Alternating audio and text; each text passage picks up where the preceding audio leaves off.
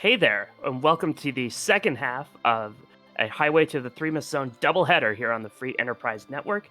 We have a game in the hook route tonight between KingPotato113 and Poorscythe. My name is Sheep Launcher. I'm here with Antidale up here in the commentary booth, and Antidale, this looks like it's going to be a fun race tonight.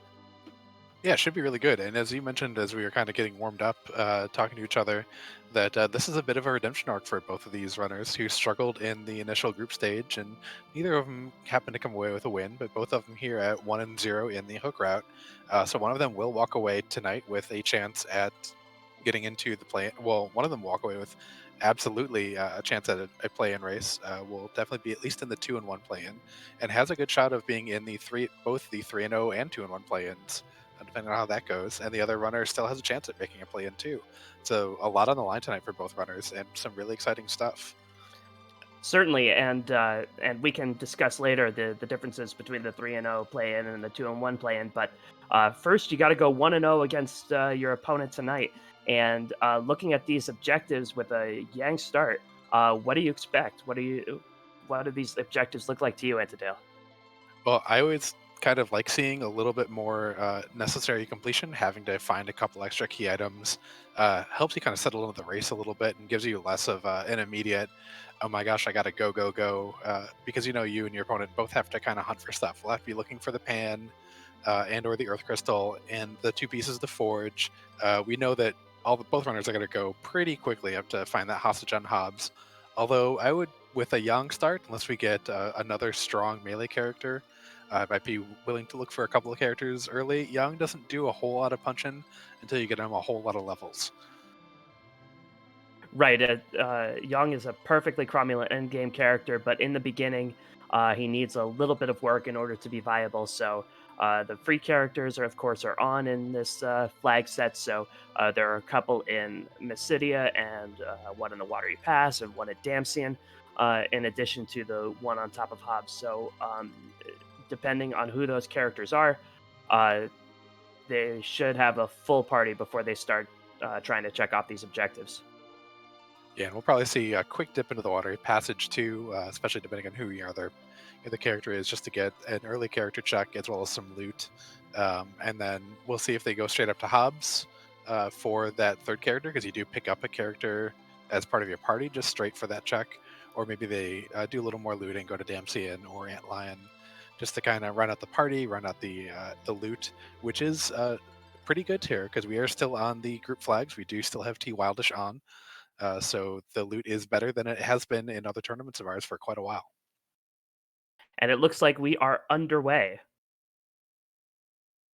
Young is met by an Edward, and a Lunar Sparkle gives our runners a hook.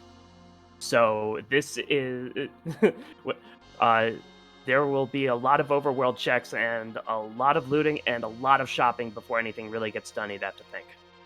Probably, although if I find a really early dancing dagger, I might be willing to go through the first couple of checks, go through Line, go through Hobbs with just Eddie and a dancing dagger, and maybe if I find a white mage to kind of help bolster the HP, because he's actually pretty reasonable once you get that consistent 200 to 400 damage coming out of him with the dancing dagger.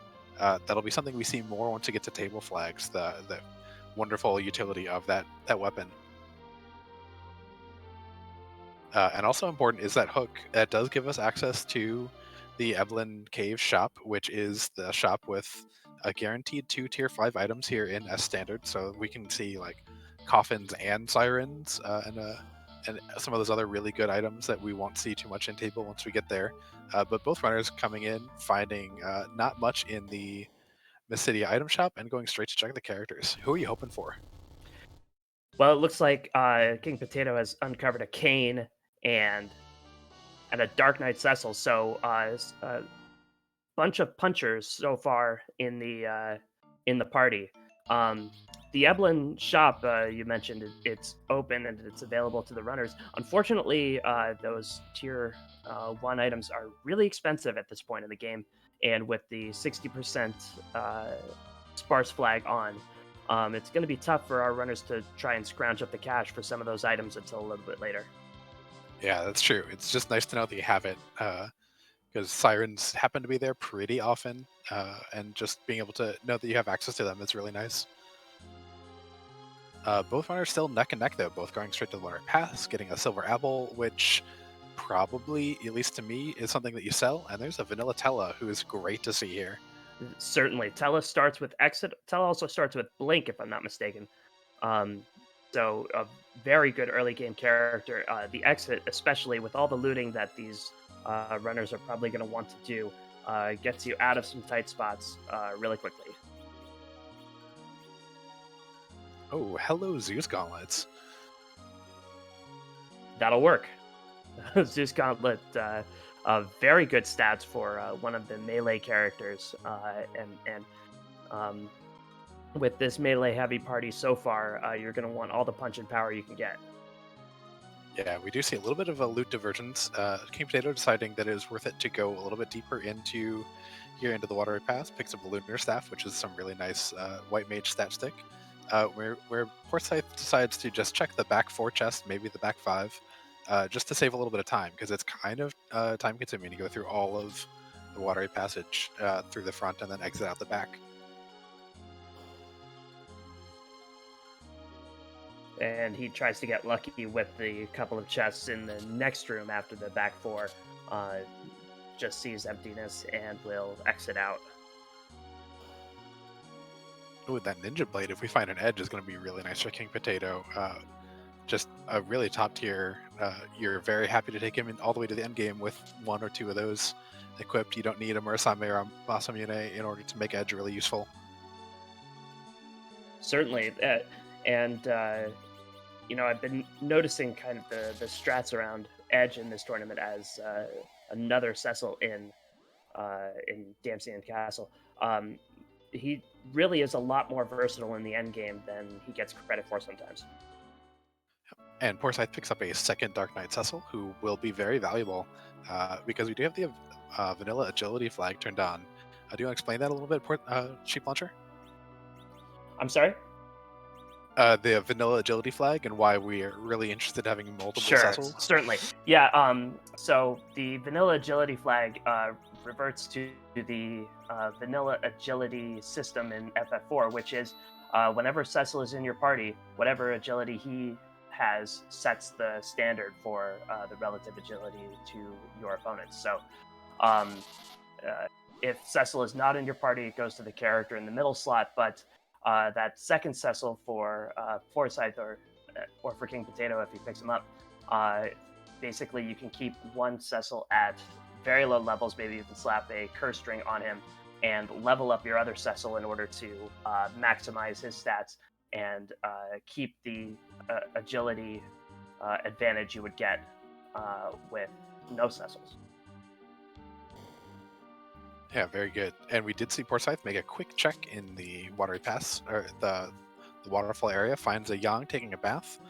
So gonna avoid having to fight Karate, which is a little sad, especially for Poorscythe, who has those multiple Cecils. Once we do get him turned into a paladin, then we can execute a little bit of a fun thing with the script. And there's a Tella for rescue up there on the summit of Mount Hobbs, guarded by some Dark Imps. Dark Imps, of course, don't have the boss bit, and so they can be stopped, they can be coffined. So it's a pretty free fight up here, as long as you can take a couple of punches from them. Yeah, and Poorscythe does have an Assassin Dagger in his inventory, which is some really nice stuff, especially for Dark Imps. Because of that lack of the boss bit, you could use the proc and kind of time it to just after they've attacked to attack one of them and get an instant swoon kill. Probably not really necessary here with the damage and the HP that this spot has, but it could be nice and is a nice thing to remember for other spots or just to go through a little bit faster. Certainly, it's always good to have in your pocket. King Potato, meanwhile, does the same thing, takes that second Cecil, dumps Edward. If they find an early spoon, they might regret that, but maybe Spoonward is better for the memes than for actually toting through the whole game. Spoonward would power you through a little bit early game. I might be tempted to ditch Yang if I had a Spoonward, just because it is going to do a lot of work early, where Yang isn't. Crystal Ring is a really nice pickup, though, for King Potato. There, some good +2 agility gear to throw on pretty much anybody. Very true. Other than that, though, Antlion not giving a whole lot, and King Potato continues to loot there. We'll go to the bottom, see who is there. Meanwhile, Poorscythe is finishing up his fight on Hobbs. The Dark Imps don't really punch all that much in this spot, so just a matter of time, and they go down. Yep, that Flame Sphere doing some pretty good work. And that is one objective down for Poorscythe. And with the 3 other objectives being so key item heavy, it is always nice, at least to me at the Dale, to have one objective that you can clean up early and feel like you have a toehold in the seat. Yeah, it feels nice to get some progress. And man, it doesn't feel nice though to see that empty back 4 in from Mount Hobbs. You like having Tellus so you can go check them, but going over 4 there just hurts a little bit. The loot pirates being especially cruel on Mount Hobbs, and I guess we have to ask, is it even randomized? Antlion in Antlion Cave. Yep, and Tella rolling the oh so useful Fatal off of that recall. Not so useful here, would be great against those Dark Imps. Sure would, but if he tried to cast that against Dark Imps, he'd come up with Ice 1 or something. You know it to be true. Oh, absolutely.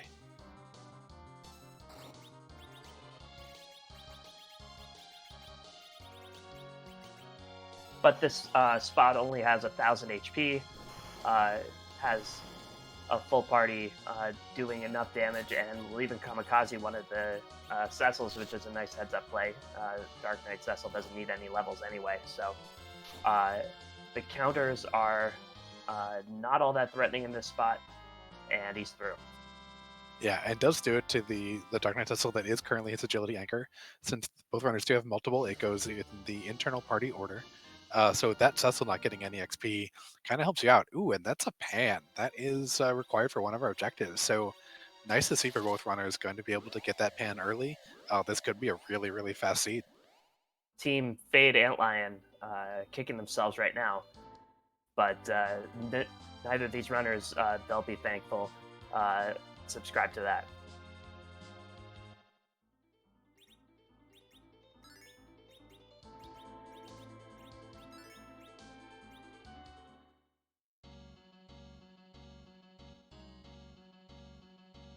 Yeah, we need just an Earth Crystal and away the Zeromus. So we're 2 key items or 2 key item shaped things away, since the pass doesn't technically count as a key item.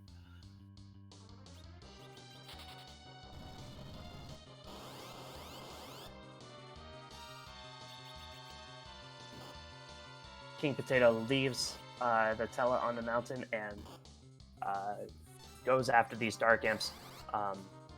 As with Poorscythe, shouldn't have too much of an issue here.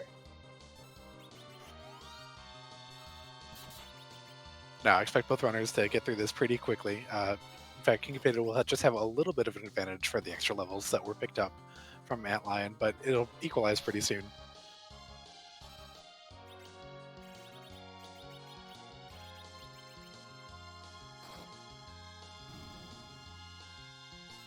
And getting a recall fail. Man, Tella's just having a hard time for King Potato.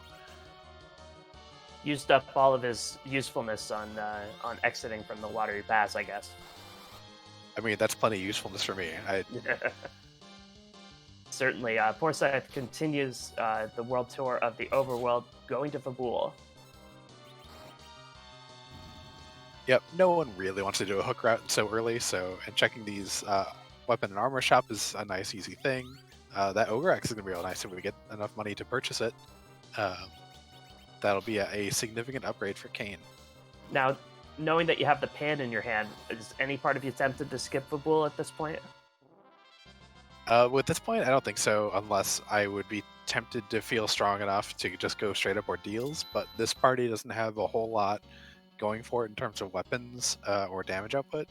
So looking for the levels, just looking for some extra opportunity to get some gear, I think is the correct play here, and ducking into Fabul.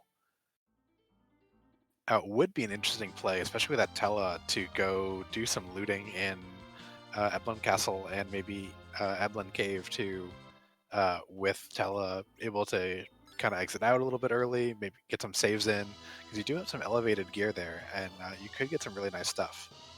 Yes, and although we found some nice things, this party really needs a little bit of gear, especially a cane. A nice spear would do wonders for his damage output in the early game. Yeah, both runners definitely have to be feeling a little underpowered for Kane, especially since they've got a Ninja Sword and a Murasame on King Potato's side. Probably really looking for an edge, but edges are not appearing in the seed so far. Who told him he could take the night off? Well, maybe we've got a lot of different races going on right now, so maybe he's just overabundant in some other ones.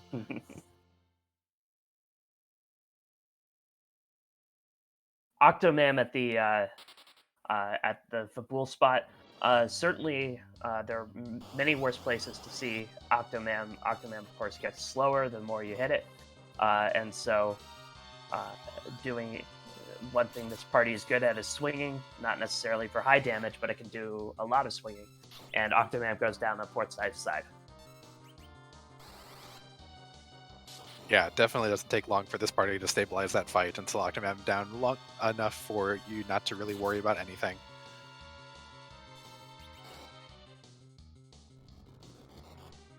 Ooh, and a Magma Key. And that's big. This party would have a tough time as it stands now navigating a hook route. That's no longer on the table.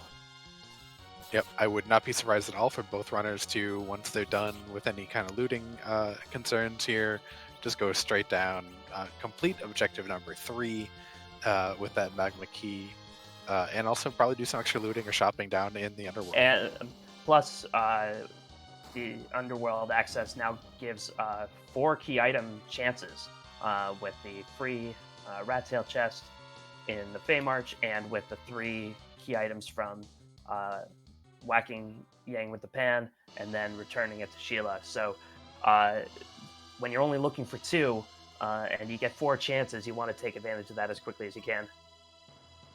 Yeah, and Poorscythe learning, unfortunately, that you cannot exit from Fabul Castle. It's just one of the places the game doesn't let you cast exit. Meanwhile, King Potato meets fellow royalty in Fabul Castle, gets his Magma Key, and both runners have to feel like they have to step on the gas at this point. Yeah, definitely would feel a little bit of extra urgency with all those extra key items that are now freely available, and just wonder where that Earth Crystal is. Would probably be, both of them would be very, very excited to see it, just to get some extra gear and stuff, because that Troya Treasury is real nice here on T Wildish, even if we only get approximately 60% of the chest to open. Cabins for sale in Silvera, always nice to see. Have we seen silk webs for sale anywhere? If we have, I've missed them. I know we've seen Starveils and Vampires in Kaipo, so those could have been useful to kind of power through some of the early game if one of the runners had enough money and interest in buying them.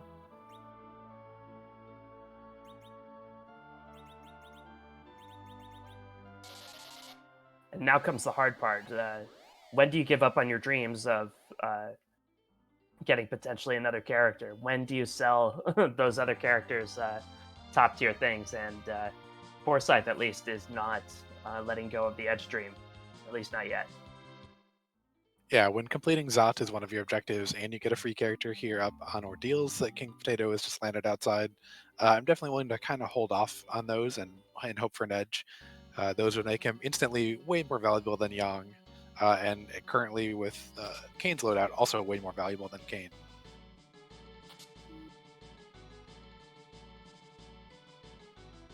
But I am a little surprised that neither runner is going straight to the underground here, both of them deciding to go up Ordeals. And finds a Vanilla Tella up on our deals. That is double Vanilla Tella all the way across the sky so far. What does it And mean, cheap launcher? What does it mean? I'm just thinking of ice cream. But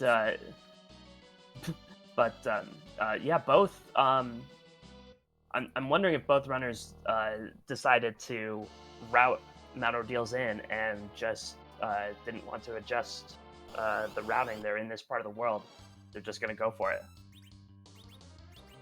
Yeah, that's not unreasonable at all. I would kind of like to get some extra power on my team, but here we find an Asura here. This will be pretty straightforward. Runners will have an opportunity to life locker. This spot doesn't actually do a whole lot of damage. Looks like King Potato might be going for the double Star Veil strategy to get a wallop on Asura so that any of the healing that she does doesn't actually heal herself.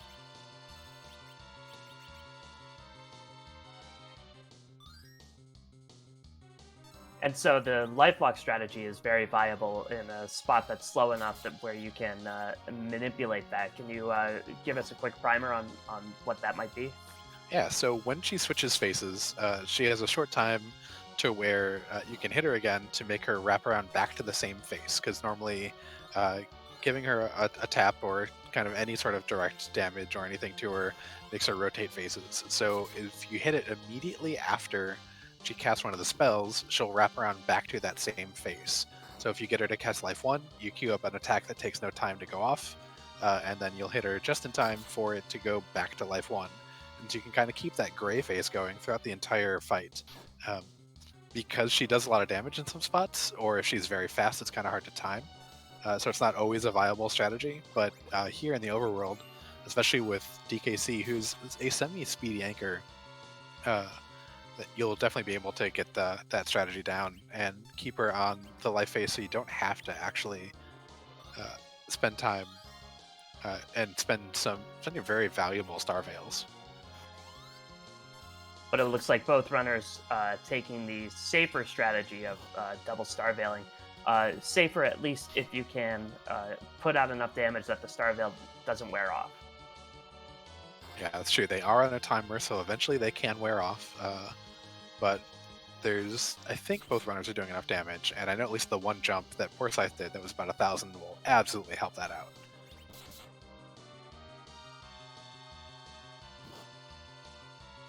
And so we see the Sovereign of Spuds taking on the Queen of the Town of Monsters, as is Poorscythe. And Poorscythe gets through a little bit faster.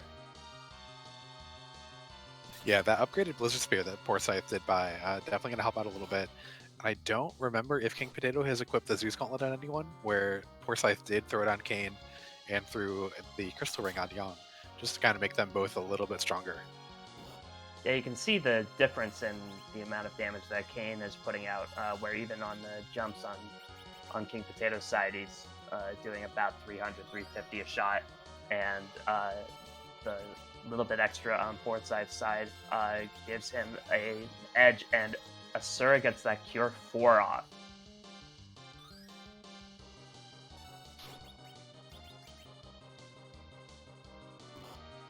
Ooh, that does not feel good. Also, we did get a little bit of leg, but was quickly hidden by Kayn attacking with the Blizzard Spear. Unfortunately, Poorscythe not able to do enough damage to actually make elements go away. So we are going to see all 4 forms of the elements in this fight.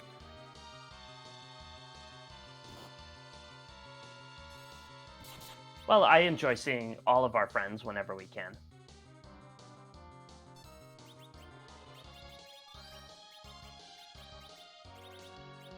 Yep. And having swung it back around to the Valvella spot, something that the element spot has going on for it that you don't always realize is that while they kind of rotate weaknesses and vulnerabilities, Valvella's is pretty much vulnerable to everything. So as soon as you get it to her side, just go with elemental stuff. It's going to work out real well for you. And Poorscythe will send all 4 elements careening to the bottom of the mountain.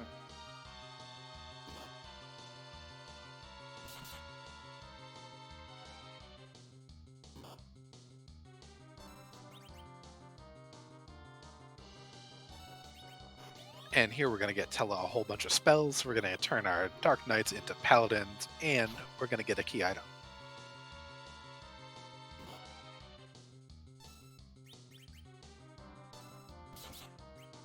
that key item is the pink tail, which they can turn in uh, right away since they have the hook. The pink tail in the vanilla game gives you an adamant armor. That's way too overpowered for how accessible pink tails are in the randomizer. So instead, they'll just give you a high tier loot. But one of those could be an Avenger, an Excalibur, something, a really nice spear for Kane. So it might be worth checking out. Yeah, and Kanatsu comes back from the deep ravine, and then we send him back right down because that was a fast fight, and I think that was a Blizzard Spear doing just a lot of work.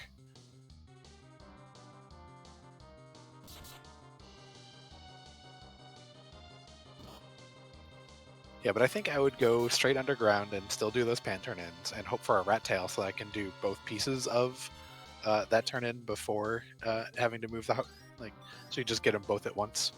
That'd be my hope as a runner, to try and route it that way. But I definitely wouldn't think poorly of anyone who goes straight towards turning in that pink tail just to get some possibly really good stuff for Cecil Arcane. King Potato, meanwhile, demonstrating what he's demonstrated during this tournament, which is not panicking, showing some resilience, and getting through that Asura. Yep, and wisely making a quick save so you don't have to redo that fight again.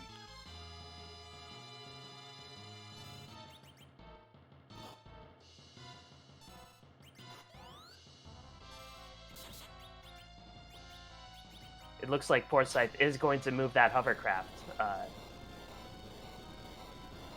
and turn in that pigtail, hope for something really good. Now that element fight for King Potato, that went by super quick, so makes up a little bit of time. Yeah, absolutely. Picked up a little bit of time. Ooh, and there's an Excal. One of our Cecils is happily online.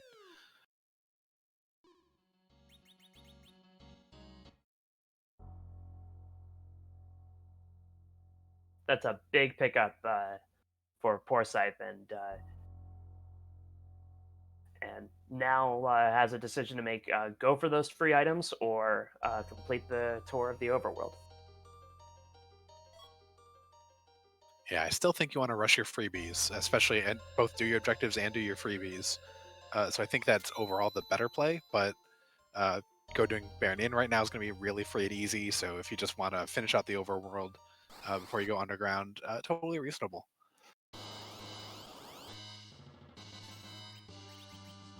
Also, since you have the hovercraft, you can at least park it by Emblem Cave and maybe even check the shop while you're over there.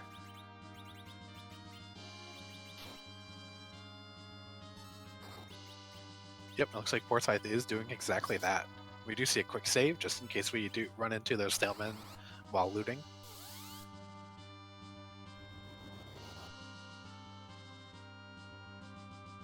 Another edge sword for Sir not appearing in this seed. Yeah, I think we got a couple of long blades. Well, I would definitely think about selling them at this point, unless we start seeing edges coming out of the woodwork. Hourglass 2s and coffins in the Evelyn shop. Not bad at all. No, really useful stuff. Both can help facilitate some grinds, and also help take care of maybe some rude bosses in the Feymart really quickly.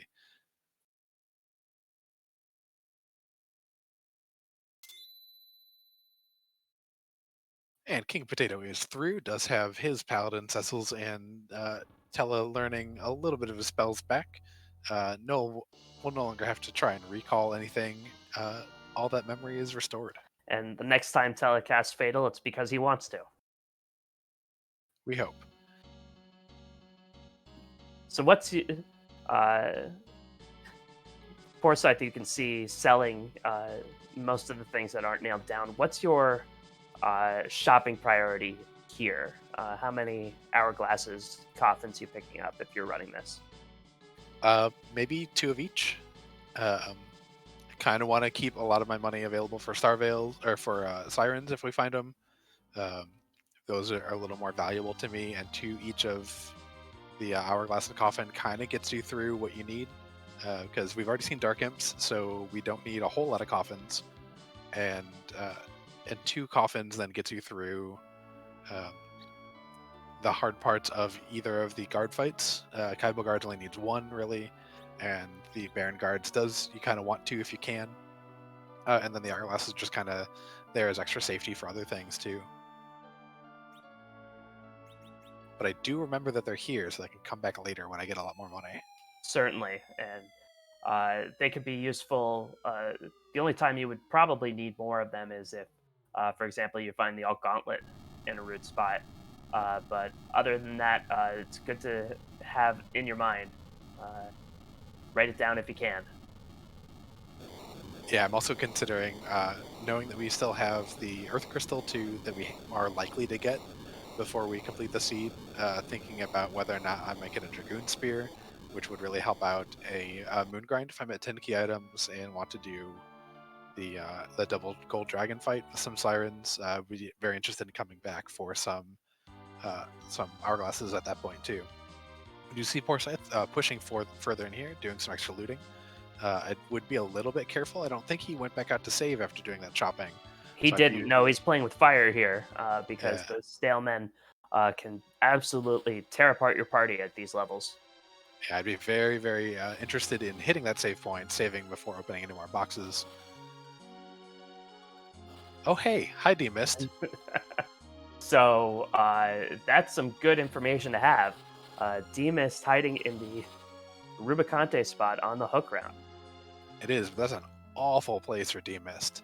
Hopefully, Poorscythe hasn't forgotten that they did get the Magma key, and does eventually go underground through the Magma and kind of leaves that D-Mist as really, really nice info that you don't take.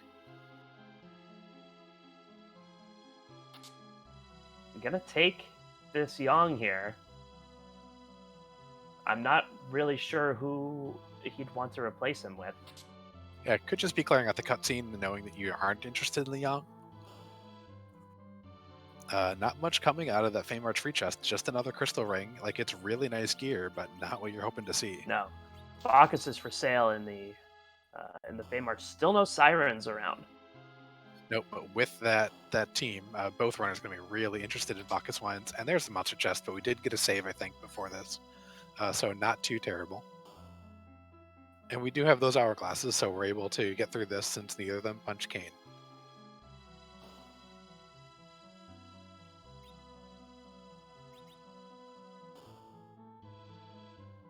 Now the Staleman chest does contain some high-level equipment potentially, so we'll see whether he finds anything useful here if he can get past these Stalemen. Yep, they're not worth a whole lot of experience points, so you'll probably, I think they're about 2,100 each or so. So we'll only get a little bit extra off with that life glitch, but can be useful. I'd also be pretty interested in knocking out one of my Cecils here to make sure that I've got a lower agility anchor and can kind of control agility for a little while until I'm able to find a cursed ring. Yeah, now would be a good time to do it with the Staleman stopped, but instead just going to power through. Yep, I King can casual Potato 15 levels on both Cecil. That's really nice. King Potato, meanwhile, checked the Fey March bosses. Some flavor of Mylon in the King spot, which should be doable relatively soon. And then there's an Evil Wall at Queen, which I would not be in a hurry to check. I'm also not really going to be in a hurry to check if it's a Mylon Z, because that Mylon Z would punch off real hard in the King spot, and 100% not interested. But King Potato also making the very important check of the Job Dwarf, and the Job Dwarf is a computer programmer.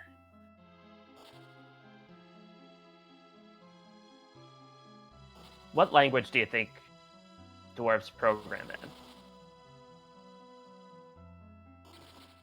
Well, I'm sure it's not Rust, because they wouldn't let anything rust. in?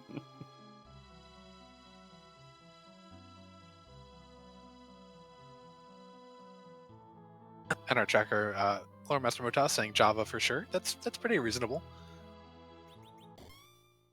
The only computer language I ever learned in school was C++. So I think if they learned that, then they're set up.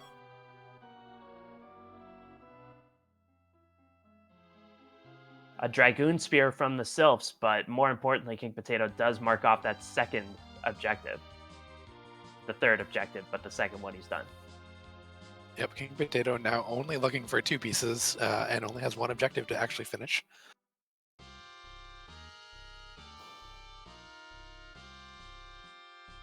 Gonna check that Dwarf Castle, and it's interesting to see if this is just a shop check or if he actually wants to go through with it. Yeah, and Demarine suggesting that C# is a good language for them, because otherwise you'll have dull swords. You could also include F# in there too, because I'm sure dwarves like things both sharp and functional. And also, I Wow. should be banned from commentary for that particular joke. I felt the heat of that burn from here.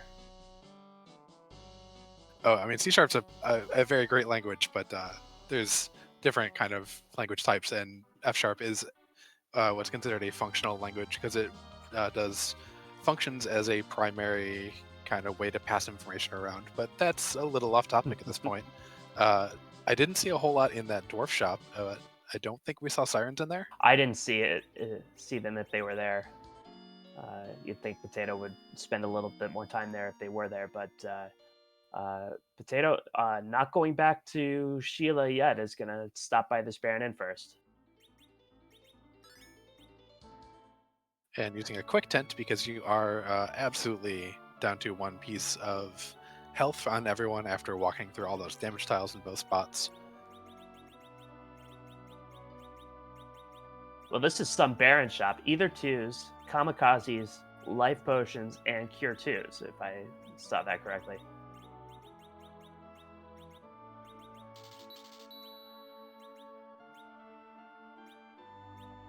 Yeah, love to find those life potions. Ether 2s will be really nice if we do need to do a D machine grind. If we never do find the any sirens here or in the looks like since we've checked all the other shops, the only place they could be is up in the Hummingway Cave. And of course, we don't have a way to get there yet.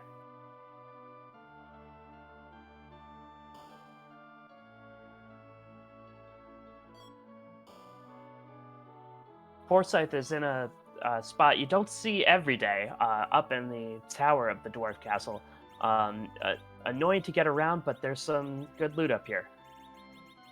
Yeah, getting a gold apple, which will sell really nicely unless you find a Porum, or you go with some low-level Rosa strats, because you don't really need the 100 HP so far with this team, but you'll definitely enjoy all the money for the Bacchus wine.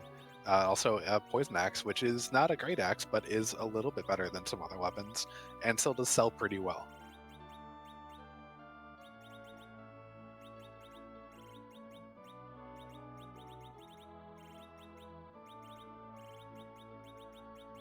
Poorscythe's Kane now has a Poison Axe on him, which will help a bit.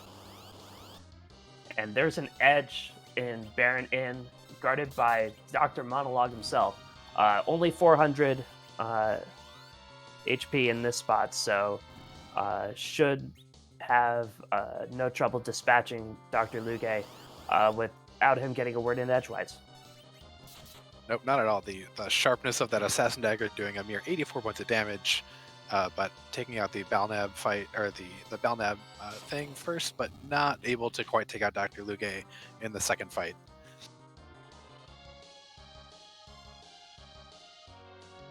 But no harm done. And by harm, I mean Dr. Luge talking.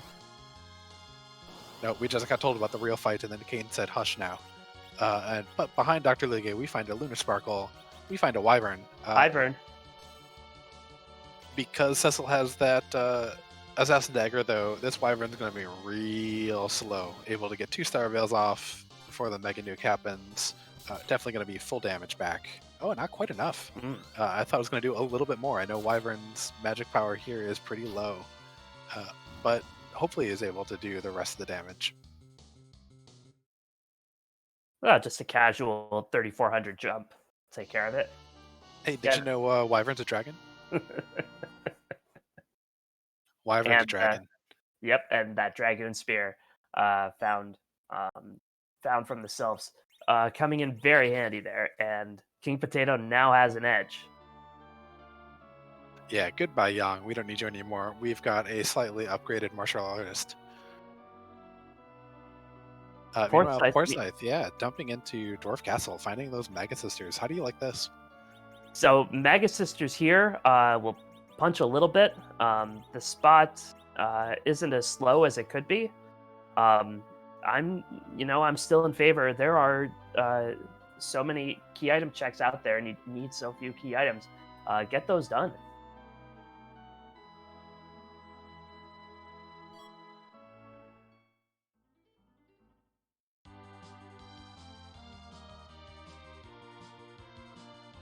Yeah, I think neither runner has found or equipped either of their Cecils with bows or a Dwarf Axe, so we don't have any back row ability yet, or any long range attacks from either of our Cecils or Canes. So with having 4 melee fighters and no back row, it's a little bit dicey for the runners.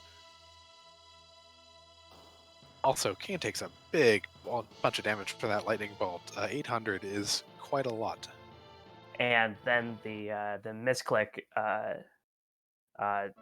Young had a wall reflected onto him, and Telus Cure 2 got reflected back onto the sisters.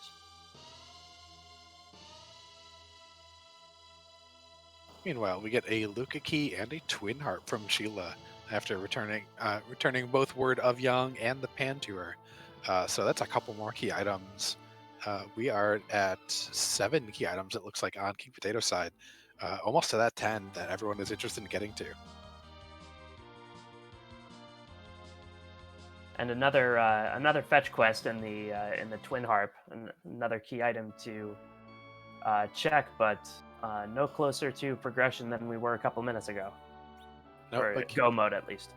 yeah, King Potato does land outside the. We find some Mute Bells, Silk Clubs, and Cure 3s. That's another great shop. Yeah.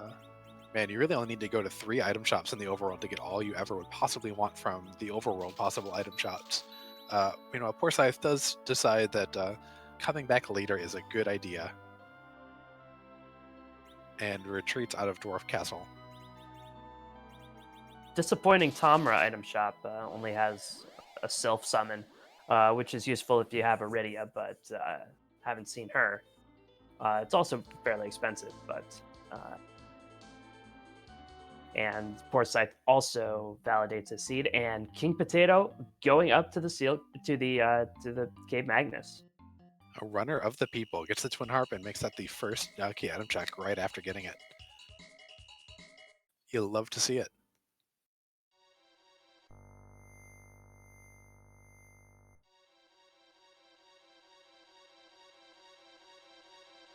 Chief Launcher, any favorite tracks that Edward can play? Oh, there are so many good ones. I ran one the other day that had an Undertale song that was just beautiful. I'm always a fan of Final Fantasy VII. That was really the first video game I played that got me into RPGs. I played Final Fantasy IV before that, but I didn't have it. My friend had it, so I didn't get to play it. But yeah, Final Fantasy VII holds a special place in my heart. How did it? Yeah, there's a lot of good tracks in there, and we did see Poorscythe pick up a curse string out of Tomra. So that's real nice to see with that Cecil. You're able to kind of control its agility a little bit, let him get a decent bit of levels, maybe just some cover strats with your middle Cecil too, and not having to really commit to some really awkward fights.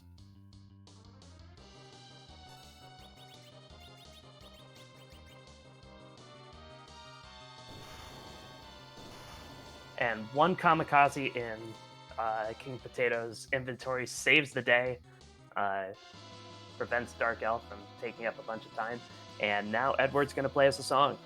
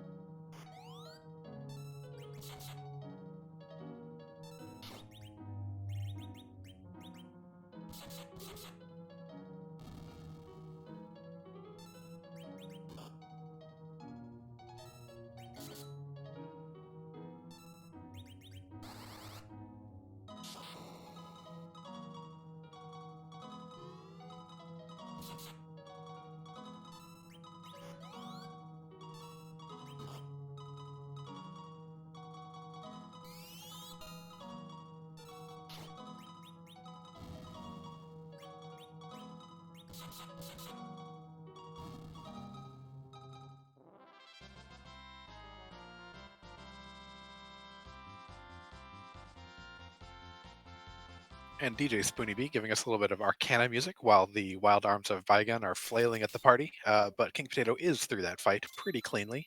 And I noticed there that King Potato actually hasn't gone to turn in the pigtail yet, so it doesn't have an Excalibur yet for that Cecil. And just gets a ninja hat for this particular check. I love me a good ninja hat for that agility manipulation, but not what I'm hoping for out of going to the Twin Harp. No, a ninja hat is fine for what it is, but you definitely didn't dive to the bottom of the cave just for that. So King Potato will lick his wounds, head back out, and see where he decides to go next. Dwarf Castle would seem to be a viable option. Tella has Warp at this point. Another 2 key item checks if you can get through those Mega Sisters, which I don't think he knows about. No, it doesn't yet. Could also do the tower. It does have the tower key, so it can do both pieces of the Tower Babel right together. But it is picking up that hovercraft, so we might see a Cave Evelyn check because he has yet to check that, and then maybe the rat tail or the pink tail. Looks like pink tail first. Going to be very pleased with that Excal. For sure.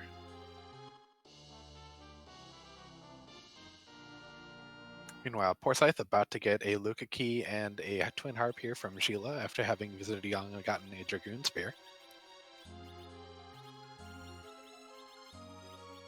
So these runners have been 2 key item or key item adjacent things away from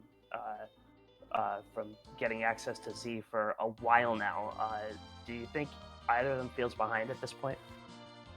I would imagine that Poorscythe probably more than King Potato, just because of Poorscythe's unfortunate wipe and having to go back to Dwarf Castle at some point. Definitely is never a good feeling when you take a chance on a boss like that and aren't able to quite finish it off. So I imagine that Poorscythe is probably feeling a little more pressure, but I bet neither runner feels particularly happy about continuing to not get the progression you're looking for.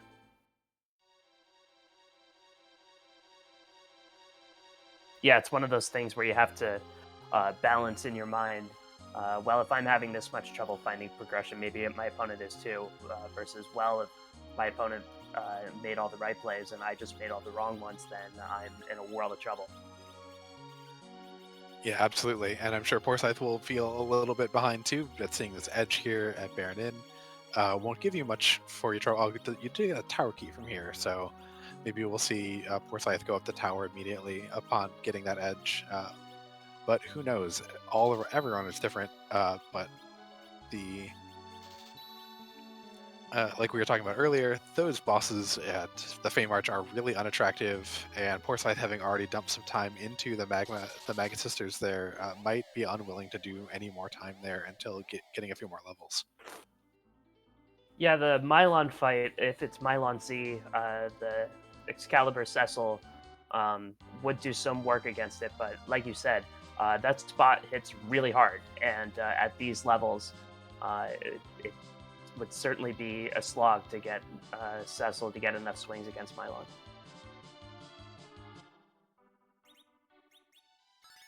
Yeah, something you could look out for though is like pick up a Wizard Hat, which would give you some undead resistance, and if you put that on a back row glitch Cecil, you'd be in a pretty good shape to take out that Mylon Z. He wouldn't really be taking that much damage from there. Unfortunately, though, Poorscythe not able to get off any Star Veils for that Mega Nuke. So Wyvern run, Runner's run.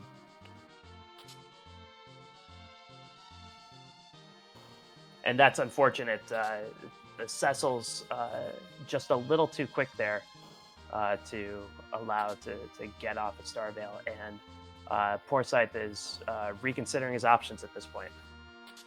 Yeah, I wonder if he actually had put that curse ring on and therefore made it. You'd actually want a fast anchor here because that is a really slow spot. That's really overall a great spot for that Wyvern, but you do want a fast anchor and a couple other fast characters so that you can get those Star Veils up. I'd be very tempted to, if I did have a curse ring on my anchor Cecil, to take it off and also give that Dragoon Spear Kane the crystal ring so he speeds up even a little bit more. That way you'd pretty make sure to get your Star Veils off.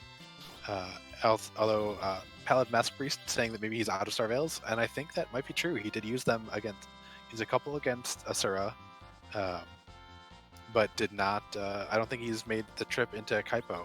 to pick up any star veils there. Mm, that might be true as well. So, um, on the topic of agility, when do you want a fast anchor versus when do you want a slow anchor? The very rough idea of it is that you want a fast anchor when you are in the overworld, because often you're going to be faster than the bosses anyway, so you want to slow them down specifically. But once you get underground or to the moon, you want a slow anchor, because the boss is already going to be much faster than you, and it can only get so much faster. Or if you have a very slow anchor, that will speed up the rest of your party. Uh, and we do see King Potato doing some trap chests here, which can give you really nice stuff like that Masamune. But what I'd be really interested in here with that edge is actually stealing from the alerts before going to kill it. In the group flags here, we do have the ability to steal sirens from them, and since we haven't seen any except on the moon, or we haven't seen any and we haven't seen the moon yet, but we've seen every other possible shop where they could be, I would be stealing a whole bunch of sirens and just getting around levels.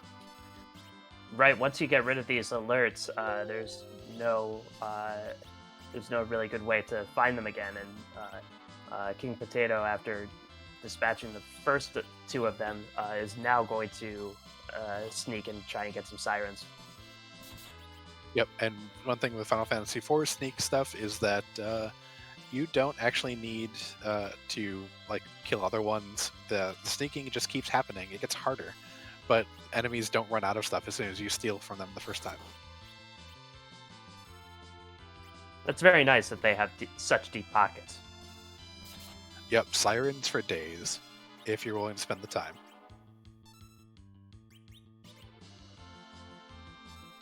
Poorscythe giving this dwarf castle Maga Sisters another shot and gets down Cindy in the center. So in a little bit of a pickle, but should be able to pull through. Yeah, and since the initial charm missed or didn't land anyone that you're able to charm, this is probably pretty free at this point. Yeah, Sandy's not gonna be able to do enough. Should be taking her out pretty shortly. Yep, you can see the work that Xcal is doing. Wonder if anybody ever found a mute knife. That would be really helpful in this fight, but Poorscythe is through the first boss of Dwarf Castle, gets a character before having to fight a second boss right away. Yeah, who would you want to see here? A white mage, maybe? Oh, Rosa would be absolutely perfect for this party.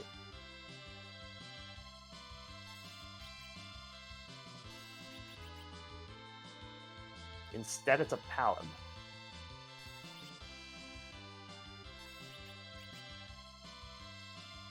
Yeah, thinking long and hard about who to dismiss. I think Yang is a pretty good choice if you're interested in taking the Palom, but Poorscythe is not.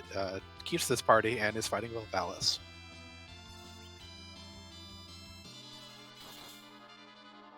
A lot worse spots to see Val. This spot only has 3,000 hit points, so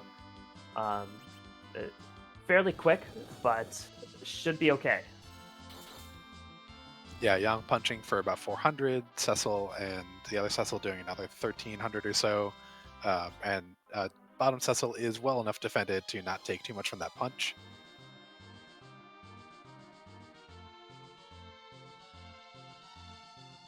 And they're doing enough damage to Val in her tornado form, and Val goes down. Yeah, the temptation, at least for me, would be to jump with Kane to get her out of tornado form, but when you're doing that much damage, she punches less in tornado form than she does just standing there. So it actually usually is a better idea if you're able to do enough physical damage to her in her tornado form just to keep her there. Yep, and King Potato had gotten a bunch of sirens from that one alert, but eventually had gotten to the point where was no longer really able to sneak effectively, so kills off the siren, goes back into it a second time, and with just a one Cecil and Edge alive, this will go a little bit pretty faster, possibly a little bit more smoothly, just because you're dealing with fewer turns on the rest of your party. Shmoo, you did not miss a D-Mist turn in because no one has actually fought the D-Mist. Poorscythe knows where it is, but has yet to fight D-Mist there at the end of the hook route. Poorscythe gets money from the Darkness Crystal Chamber. Not much good Bahamut could do. And there's the Earth Crystal. Hey, I think that's almost go mode. We now are looking just for darkness and only have a couple spots to go for it. Yeah, has to be somewhere on or under the blue planet. There's the tower key check, which Poorscythe doesn't actually have access to the tower key yet. That's in Baron Inn. There's that demist, or there's the Baron key or the Rat Tail, which haven't turned up yet.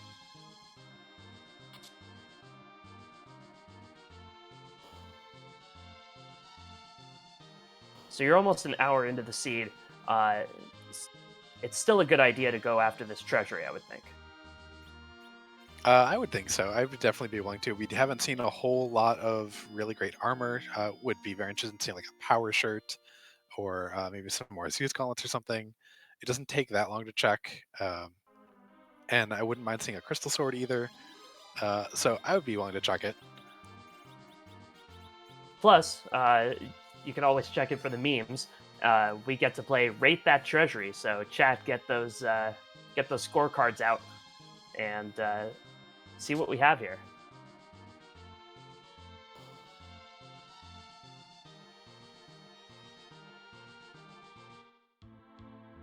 An Artemis bow, glass hat ribbon. So some really nice headgear. Yeah. But also that arty bow, finally a bow for someone. Hopefully that there are still some arrows in Poorscythe's inventory. I can start back row glitching some of those sensors. That would definitely be something I would be very happy with. And also with that Mylon Z, if that is a Mylon Z anyway, at the King Queen at the King spot, that glass hat's going to do some real good work with the Cecil. Meanwhile, Bahamut is on top of tower, and this is a fairly kind place to find the King of Dragons.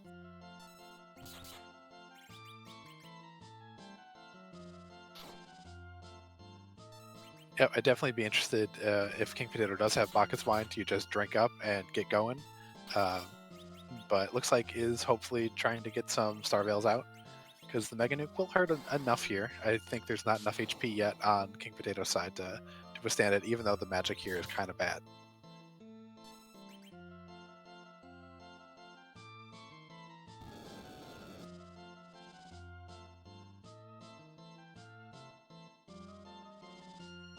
Didn't get any Star Veils off, and a Mega Nuke is still a Mega Nuke. Even at this low magic power spot, that hurt a bunch, and King Potato takes away.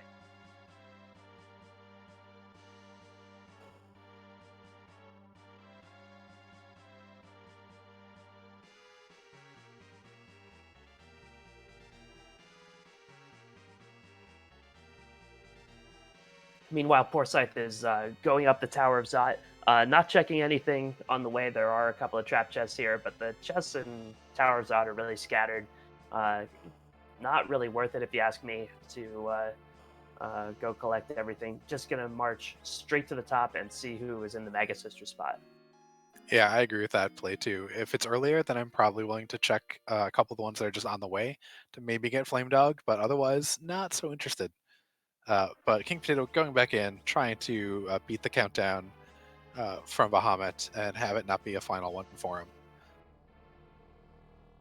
King Potato looking to prove that Yam Majesty is greater than Quasi-Dragon Majesty.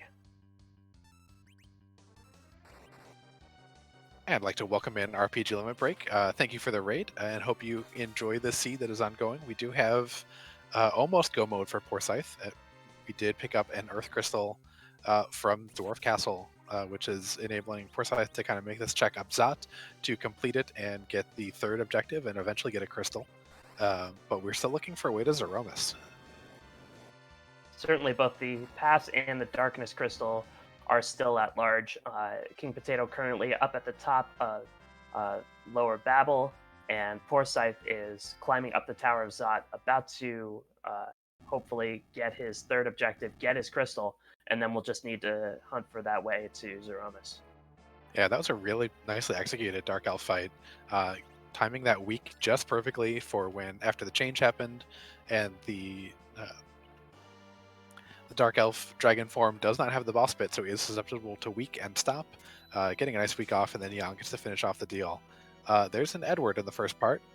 Probably not something we're too interested in, but since Poorscythe doesn't have any sirens yet, there's the vague possibility of doing Eddie strats. However, you'd probably need to ditch both of your Cecils to make use of them. Certainly, Eddie can cheese Z, but it takes a long time. You have to be very precise, and we'll see if Poorscythe feels like he's up to it. And we still have no white mages other than Tella, and KingPotato doing a great job of jumping over the Mega Nukes with Kane. It's been really, really well timed.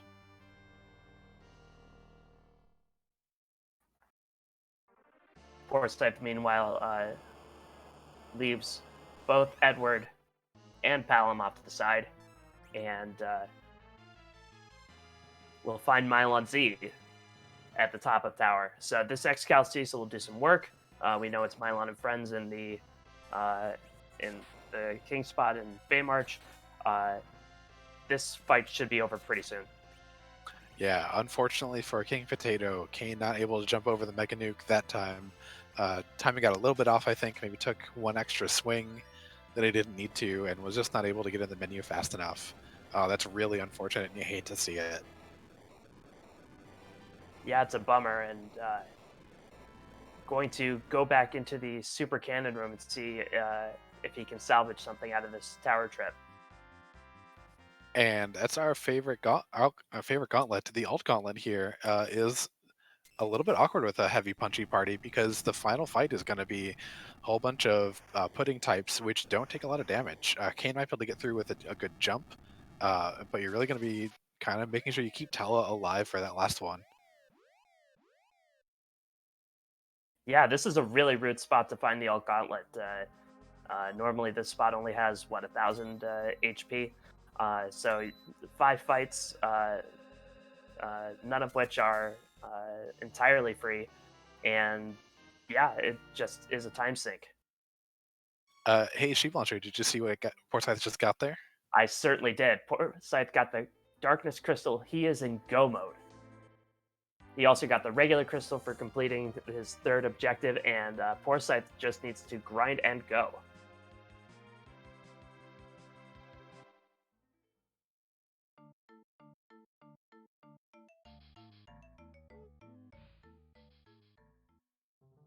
Yeah, Forsyth only at 9 key items would do real well to jump on into that Baron Inn and try one more time to get it to pick up a 10th, because you do love to see that double XP when you're doing your grind.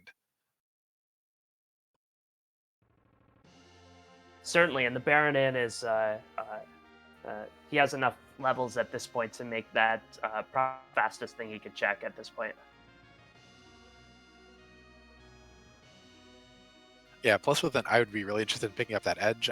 Think we've seen a full moon and maybe a boomerang in some shops for someone to back row too, since he's still a little bit shy of actually back rowing anybody. I don't know if he still has any arrows in the inventory after picking up that Artemis bow, but going as full Berserker strat as Forsyth seems to, would definitely be interested in picking up a little bit more power and not having anyone stuck in the back row without the ability to actually attack at full power.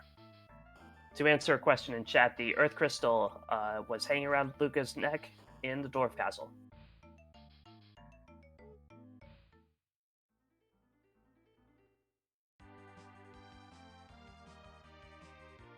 And we finally got into the vegetarian portion, and Edge is going to flambe some of these tofu.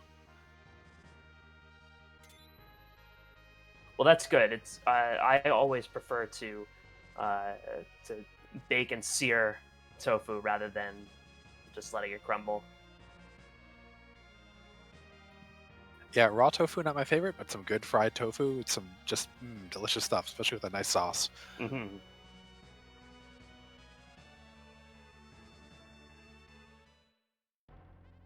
Potato gets through that, and a little bit of a mini grind here. The All Gauntlet does give experience commensurate with the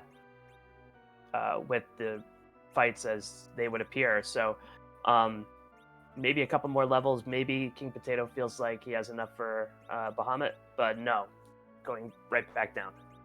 We do have Moon Sirens and a whole bunch of stuff in the inventory to sell. I'd be selling that Bahamut summon, most of the other things, and I did see a Dwarf Axe too in the inventory, so we do have back row ability for Kane and both Cecils really nicely. Certainly a lot easier than juggling the bows and arrows for sure.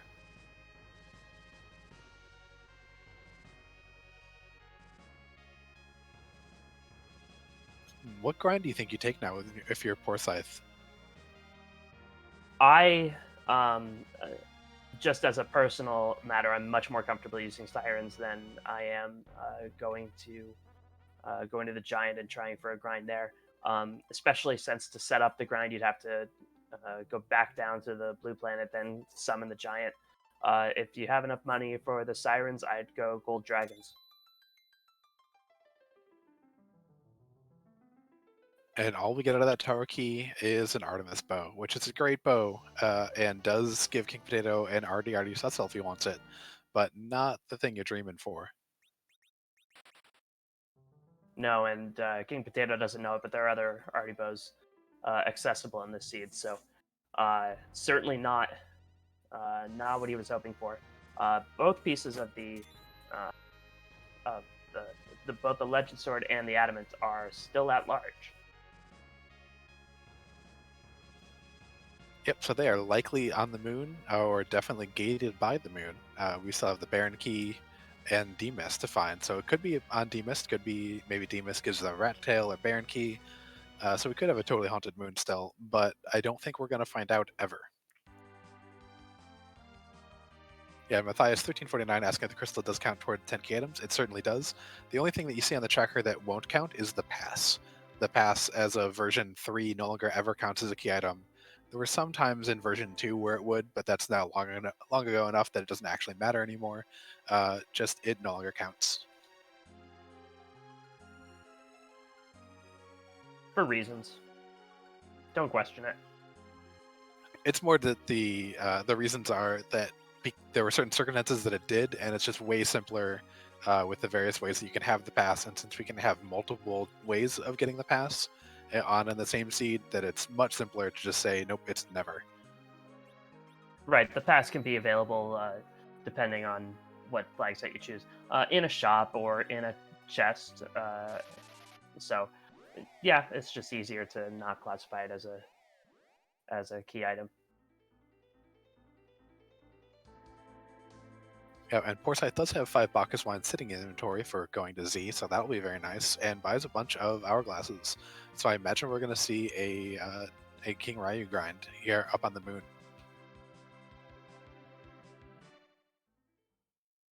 That's the way it Or looks like. Oh, maybe going back to that Baron and see if we can get a 10th key item. maybe could just be doing an extra shop check. I'd go looking for those life potions that we just found, because those will be very nice to have. But kind of hoping for him that he does go into that Baron Inn and tries one more time against that hated Wyvern, because you're gonna want that edge and gonna enjoy a 10th key item if you do. Meanwhile, King Potato gets through those Mega Sisters. Kane was momentarily charmed, but not a big deal, and is soon to fight Valvalis, and we see Quack Kid go away again.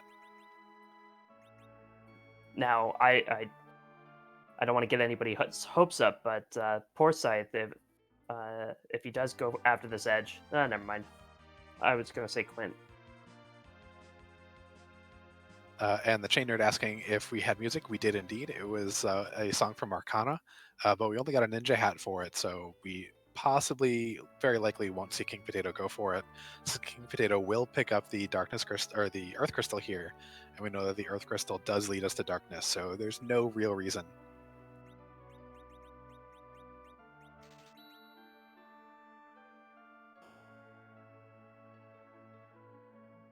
Poorscythe continuing to pick up everything he needs, picks up a few Star Veils. Yeah, those Star Veils could be a sign that might be looking to go take out that Wyvern. Because otherwise, with a very melee team, they're not really necessary for Threemus. Yeah, landing outside of Baron, this looks like to be a Wyvern play. And that'll make his grind that much faster. Once he picks up this tower key, he gets 10 key items.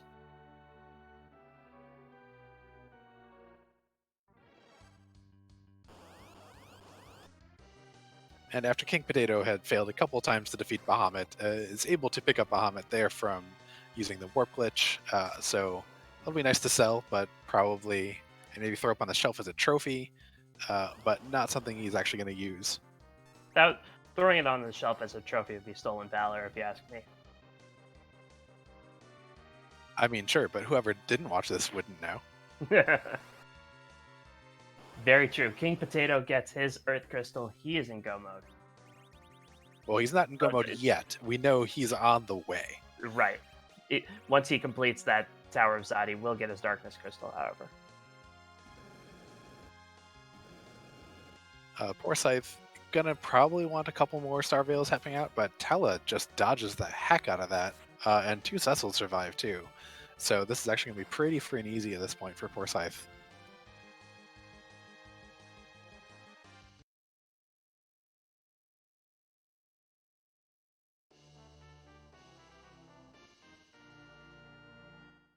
And gets through. Now, do you think Edge replaces Young or Tella here? That's actually a really good question. Looks like it is going to be Young. Yep. I could see the argument for Tella. Tella may have outlived his usefulness at this point, but Poorscythe decides to go with the 4 melee fighters instead of the 5. Yeah, I could definitely see a Quintzerk. You're pretty much just going to lock yourself into it anyway. Tella's not going to add a whole lot to this party in the Z fight. We'll add maybe a little bit of survivability once you get up in levels. But Poorscythe also continuing to do a little shopping. Yes, this is one of the loaded overworld shops, the one in Troya. You're going to want at least 1 Silk Web, which he already does have, but Cure 3's going to be very useful for this melee party.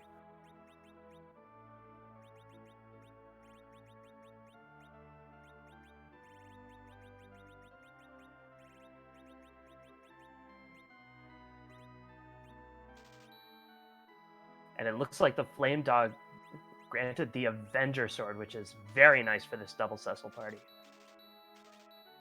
Yeah, that'll be very nice. Can share that Excalibur between the Cecils due to the Avenger kind of taking over effect before it changes any equipped properties on your weapons. So you're able to get all the benefits of Berserk and all the glorious damage of that Excalibur while you just share that Excalibur around.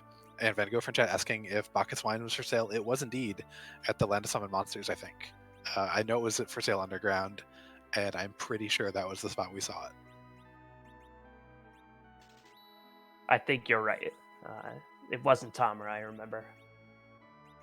But it was underground.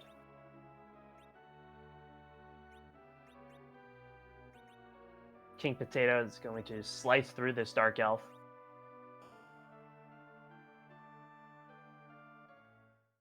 And you can tell Poorscythe is still not quite super familiar with what all the items do or what stuff you're actually super interested in keeping or selling. Takes a good bit of time to sell all the gear he wants in order to pick up the Cure 3s and finalize shopping there in Troya. And it's probably the final shopping we'll see him do for the game. It's one of the things that just as you become a more experienced runner, you get really familiar with what is effectively junk at that point in time in the game, and just knowing what stuff you're going to keep and sell and where you don't have to think about it anymore. But Poorscythe is one of the people who hasn't run a whole lot of free enterprise, is one of the newer runners to the community. No surprise that you kind of linger over it and think about it, and you are able to use that really nice if you hit select on the item menu, you can kind of see the stats of the weapon, who can equip it and other stuff, and it's really interesting. It's really nice to have that information. Certainly, it's very helpful, especially when you're just starting out. And, Final Fantasy IV is a game that has a lot of information to throw at you, a lot of different things you have to juggle at the same time. So it is one of those things that as you run, you start getting more and more familiar. It starts to become second nature. Uh, Poorscythe, though, we can see he's got talent as a runner, uh, and it looks like he's getting ready for Z.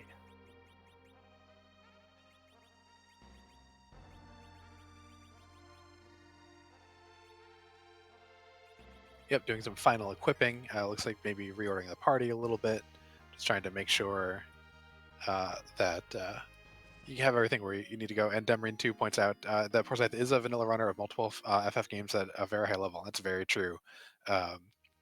So just its knowledge of FF4 in specific and how it interacts with Free Enterprise that he's just lacking a little bit in order to make some of that shopping go by much faster. But he's run a very good race so far.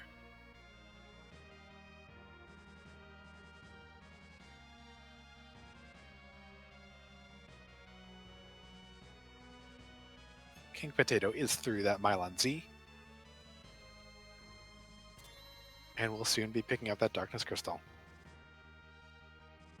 And the white mage that we don't have learns Exit. Thanks, storyline. Roses everywhere. Learn how to leave a party.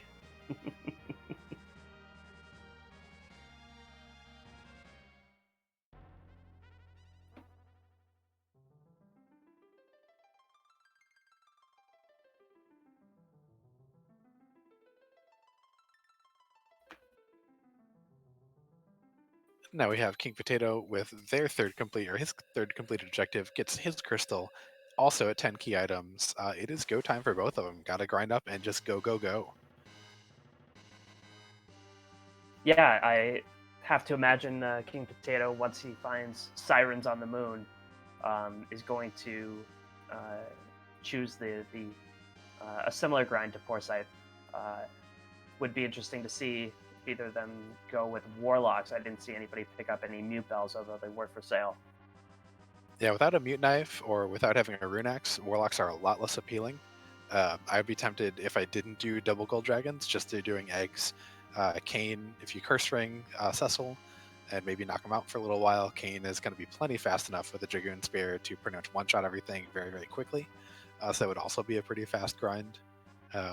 Either one of them is going to be very good, though. The double dragon fight or eggs on the moon, or double dragons on the moon or eggs underground.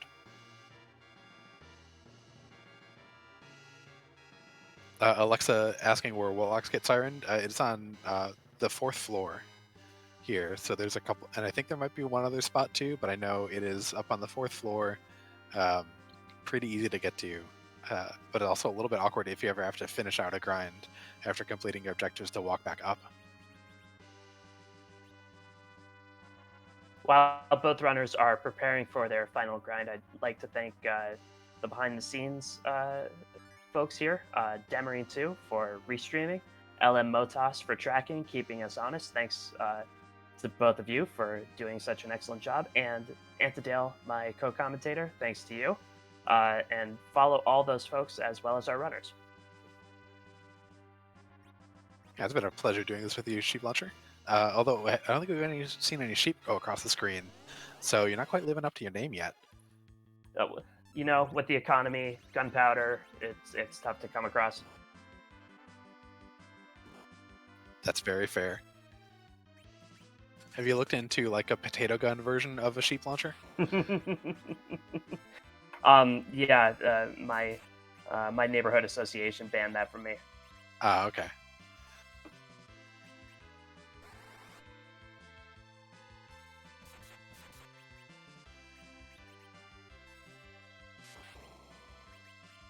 And so Poorscythe gets into his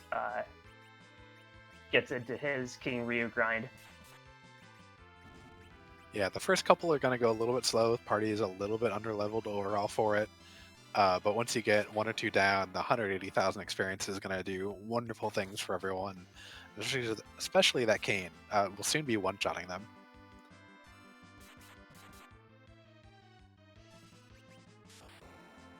What are you looking for in a grind with this party? What levels would you feel comfortable going to Z, Antidale? I'd definitely be looking to get one of the Cecils just to level 44 or level 45 to kind of stick them at that nice 28 agility. So you put Zeromus at relative agility 2, uh, and then getting some of the other characters a little bit higher so that you actually have some people faster than your Anchor Cecil, just to kind of even out the agility a little bit. Um, and since you're really not going to rely on Tella for much healing, you kind of want to just go as full bore as possible. So I'm a little bit willing to overgrind, uh, or what you might normally consider overgrind, just in order to make sure that you only see one big bang and not ever a second. Certainly, this party is certainly has the capability uh, to only see one big bang and put out just a ton of damage. So uh, that certainly uh, that certainly would be the aim of my grind as well.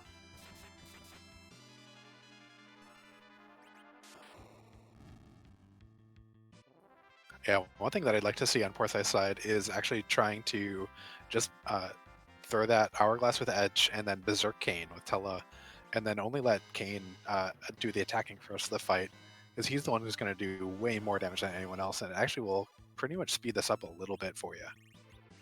Yeah, and that would get your life potions in order to do life glitches and make your grind that much faster.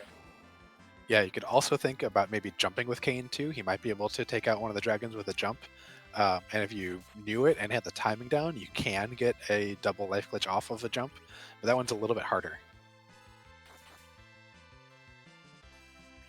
I never realized that these King Ryus look a little bit like curly fries. So King Potato should be in his element here. Oh man, I'd like some curly fries right now. Oh, me too.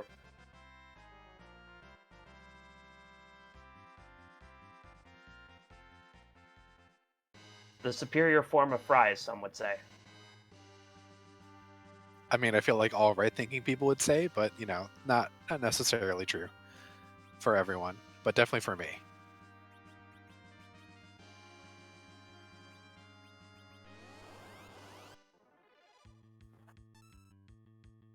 And yes, I think that makes Ginryu's frozen curly fries. Still have the freezer burn on them.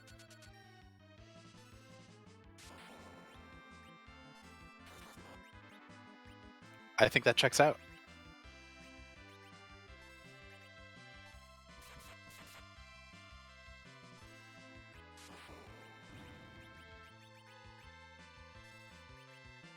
Yeah, and Nico Cat in chat asking how agility is done with multiple sets of the party when you're on vanilla agility.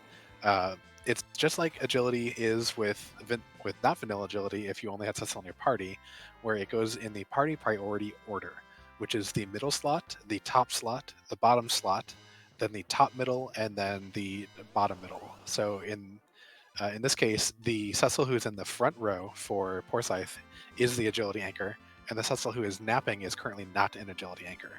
Hopefully, Poorscythe does switch that around for the Z fight, because if not, that'll be a little bit awkward.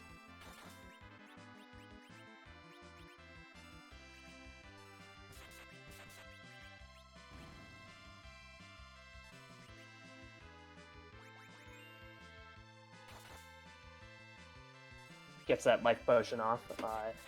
And you really wouldn't think that small uh, small mistakes or small adjustments would be all that important, but in a race as close as this, it could come down to a misclick.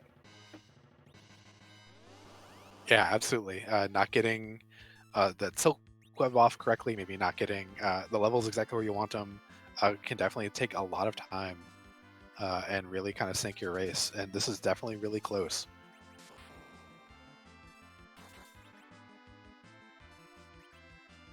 I bet both runners are sweating the fact that only Tella is their white mage, and I wonder if getting Tella up to the point where he can survive and not enough Big Bang to throw out maybe one Cure 4 or maybe a couple Cure 3s on the party or individual people might be driving some of their grind strategy too.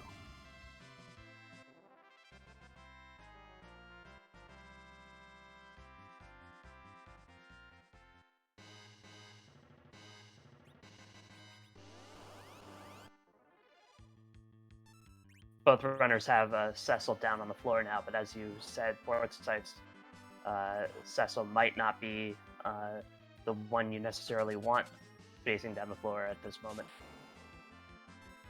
Yeah, they could just be making sure that the Cecil who is currently up and doing active work is getting the most out of their placement, and will remember to switch the Cecils.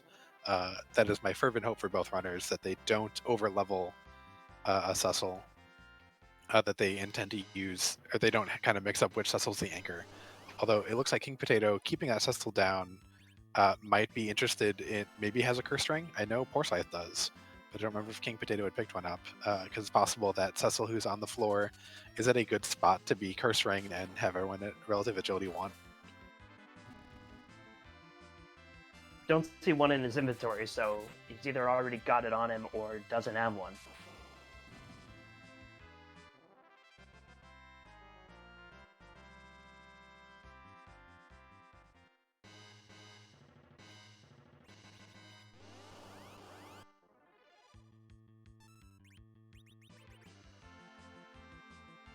Poorscythe getting a little bit risky with this. Luckily, the dragon's doing a little bit of missing. Does knock out Kane, but does have the opportunity to get everyone back up. But I would not be surprised to see maybe a quick detour down to the save point in order to get everyone back up, get some MP on Tella so that you can kind of continue this grind. Although might also be pretty much near the end of it. That's a whole lot of HP on Kane and Edge as well as that Cecil, so I could pretty much go right after this fight too, I think. Yeah, he's either reached the end of his grind or is close to it, you would think.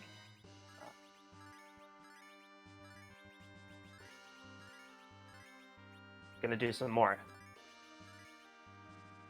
Yep, just interested in carrying up the 3 people who are going to do boatloads of damage here in this fight. And it looks like King Potato is making a detour to the save room. We'll see if he goes back up to do some more or if he's done.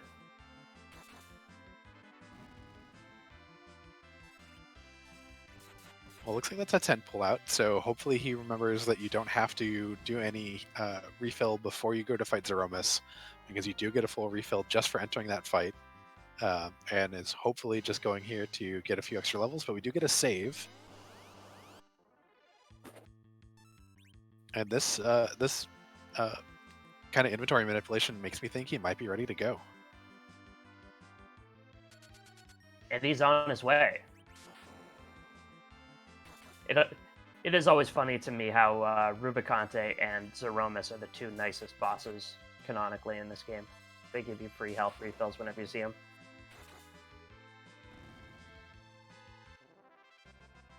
Yeah, I mean, well, Threemus really wants to just make sure that you really feel it when he beats you, and when you fail to save the world. But Cheap Launcher, I'm seeing a whole lot of Z flags out there. Some of them are backwards, some of them are forwards. What's going on? They are blowing in the breeze, yeah. Threemus is the one boss that can't be randomized. He's just too much, and we tried to get him to move, and he just won't do it. So he stays at the end of the game as the true final boss. But what we do randomize is the sprite, and so we ask a question because the sprite is going to be different every time, and that question is, whose butt are we going to kick tonight? We did see Poorscythe switch Cecil locations, so we do have Anchor Cecil in the middle. Very good news for Poorscythe. And I don't think that King Potato has made that switch quite yet. But still has the chance, still in the menu. And we're going to have Z fights within a few seconds of each other. But King Potato leaves the high agility Cecil in the middle slot.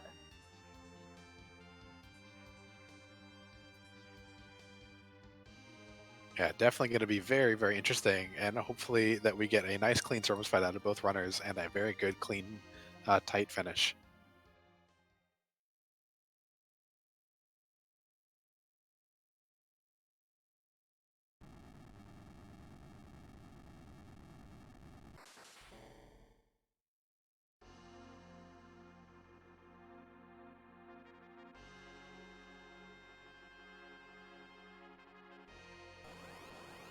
within about 20 seconds of each other. This is going to be super close.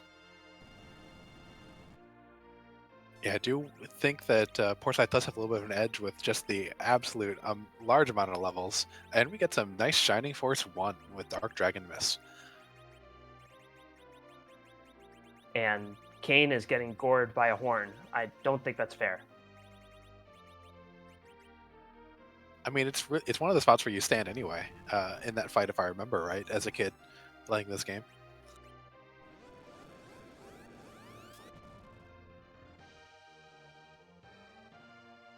King Potato gets that silk web off. Nuke on Kane is a pretty good target for that. Yeah, that was a really low damage roll. I'm not quite sure what Kane is wearing, that he only took 800 from that. That's pretty amazing. Oof, that's a fast Big Bang. It really is.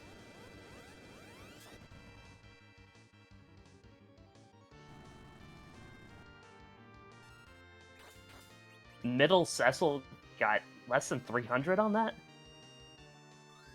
What a roll. Yeah, possibly he's wearing a crystal ring that does give you some pretty good defense.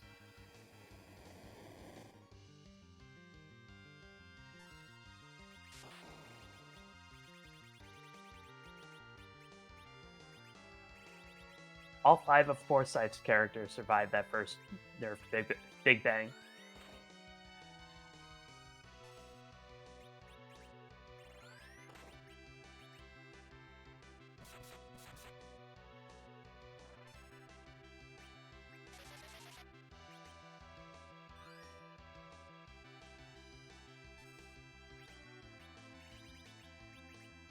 Tella just pumping out 500 whole curative points with that untargeted Cure 4. But looks like Edge is doing a pretty good amount of damage. Cecil's doing really good work on Poorscythe's side. Definitely continue to like Poorscythe's team and levels and overall composition a little bit better than King Potato. I think King Potato's in a little bit of trouble here. King Potato did get that second Big Bang nerfed, but we haven't seen a second Big Bang on Poorscythe's side. Yeah, Poorscythe has the HP totals to just ride out a second Big Bang 2, and possibly even a Big Bang Intermedio if it comes to that.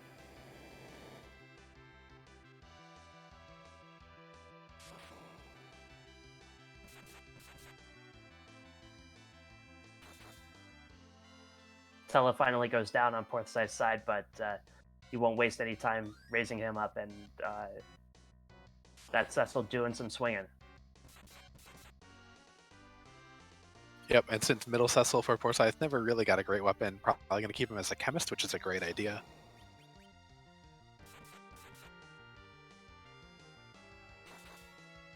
King Potato still keeping on, able to keep one Cecil up here, getting Kane back up. He's got a heck of a task ahead of him, though.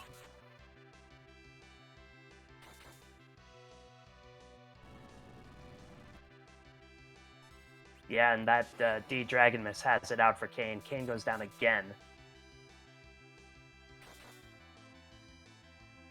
Poorscythe, meanwhile, has had a really smooth Z fight so far, putting out tons of damage.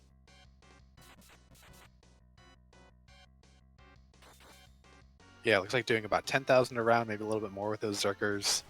This is overall pretty free and easy. And Invulnerable in chat asking where this sprite's from. This is from Shining Force 1. This is Dark Dragon.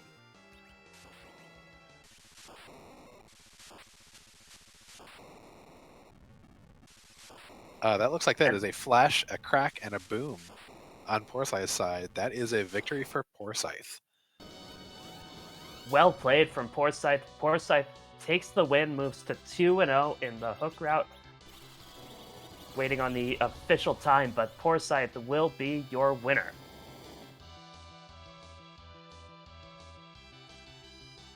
GG's to him, and a really well run seed, a really strange seed, but Poorscythe pulls through at the time of 1 hour 32 minutes and 57 seconds. Yep, and we'll see if we can get Poorscythe in for an interview.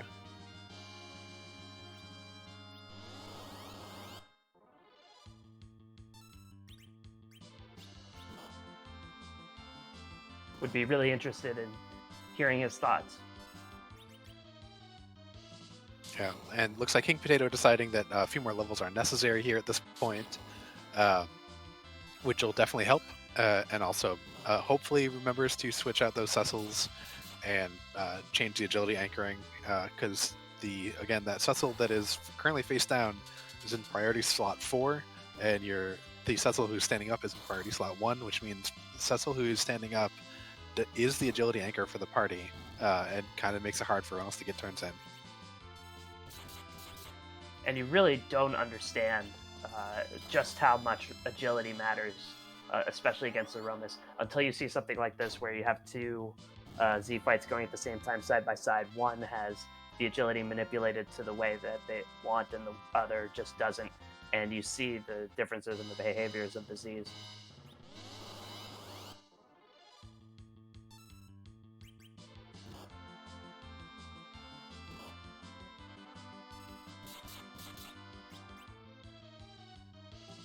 And we are now joined by Poorscythe, winner of tonight's race. GG, Poorscythe. Thank you. So what did... Go ahead, Antidale. I was just saying, so general thoughts on that seed? Much faster than usual for me. I've done 4 races and they've all been over 2 hours at this point, so this was a lot faster than those. What do you think made it noticeably faster? Was it the objectives? Do you feel like you've gotten a lot more comfortable with the randomizer? Some combination of both? Definitely friendlier objectives. I have been improving and getting more familiar with this, but definitely friendlier objectives than I'm used to. I'm usually playing for a longer game. Yeah, this was a strange seed where you got a lot of what you needed pretty early, and then the last couple of items that you needed were hiding out for half an hour or so. What did you think as you were checking your objectives in the mid game? I'm really glad that the ones that I did check panned out, because I'm so used to them just not panning out, so I go frantically looking around. And just with how easy the objectives are and how quickly I got into go mode in this one, I figured I was behind, but I couldn't tell anything. Yeah, we'd wondered here up in the booth if that early wipe to the Mega Scissors might have made you feel a little bit more behind than if you hadn't done that dwarf check and had to reset out of it. That and stumbling onto Wyvern without Star Veils was making me nervous. Yeah, was that final check to checking out that Baron Inn, was that to pick up Edge, or was that also to maybe get a 10th key item? I noticed I was at 9, so yeah, I wanted to get to 10 for XP grinding. Once I finally decided on my party, I was like, I had to hunt down Cure 3s, because, I mean, I'm sure Antidale knows all too well what happened in our race. That was the first race, my first race in the group stage, where once again, it was a seed where we couldn't find a white mage, so I just kind of went with what I did in that match, which was try to overheal it, or over-level it in this case. You had a very effective King Ryu grind. Was that your first choice of grinding? Were you intending on that the whole way? That was my grind of choice, mostly because I am new enough to this, and I still don't know how to do like D-Machine grind or Mac Giant grind. I have not learned those yet, so it's either this or Sirens for me. And thank God there were Sirens, so I didn't have to really improvise. Yeah, those were definitely helpful. We saw King Potato actually steal a bunch of Sirens with Edge, because you can steal them from those alerts in Lower Babel. And I definitely think that this was probably the correct grind, this or Eggs Underground. The D-Machine's really great if you're slingshotting people or need to get a ton of levels, but it's a little harder to kind of keep that Cecil where you put them at, right at 45 agility, or 28 agility, levels 45 or 44. And so I definitely think this was the right call for you. Well, I'm glad it worked out there. I was just really, really nervous on that one because I know Potato is not a bad opponent, and I think he's honestly a better player than I am. I think it looks like he's just been having a harder time with Zeromus. Other than that, I don't know what the difference is between us right now. This Yeah, is I think definitely one I want to watch back. yeah, for sure. It's a good race. I think you'd ground a noticeable amount more, but King Potato had gotten into the fight about 20 seconds or so earlier, but he kept his the Cecil in the middle up and had him as his anchor, where you had wisely kind of kept a Cecil down at exactly the right level and then switched that Cecil to the middle, where King Potato kept his highly leveled Cecil in the middle and was his anchor when he has a lower level Cecil available to be an anchor. So he's kind of not anchored super properly, and that really hurt him in the first Z fight. I mean, with the way I've been watching his races, and I didn't think that I would be defeating him unless he made a mistake. So that sounds like the kind of mistake that opened a door for me, which is unfortunate for him. Well, after a rough start to the tournament, you're now 2-0 in the hook rat. You're guaranteed at least a play-in race to get into the table. How do you feel about your play? I'm honestly shocked. I was not my only goal getting into this tournament was to get more familiar with the game, have some fun with it, try to get one win, and I hit that goal last round. And this was honestly a surprise victory for me. I was not expecting to win this race. So the fact that I did win this race and have qualified for the play-in this is all a bonus for me. Yeah, you definitely have gotten yourself more familiar with the randomizer. Definitely your play is looking crisper too than the first couple times. So very good to see people grow in this game. It's a lot of fun. Thank you. Any Sure. other final thoughts on this seed? On this one, no, I'm really eager to look at this one, watch this race back, see what happened.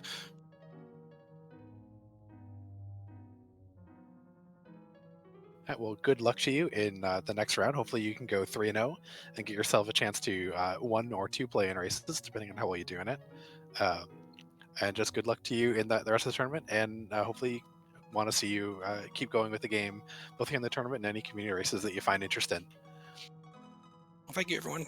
Thank you to Demerin and Motos for their help with the stream today, and thank you, Annadale and Sheeptail Launcher, for the commentary. I'm going to look forward to watching this again. Thanks, Poorscythe. Best of luck going forward. Thank you. Have a good night, everyone. All right, while King Potato heads back to the Z fight, Poorscythe has heart music for us, so I'm going to be quiet for a minute and allow this reprise of Final Battle.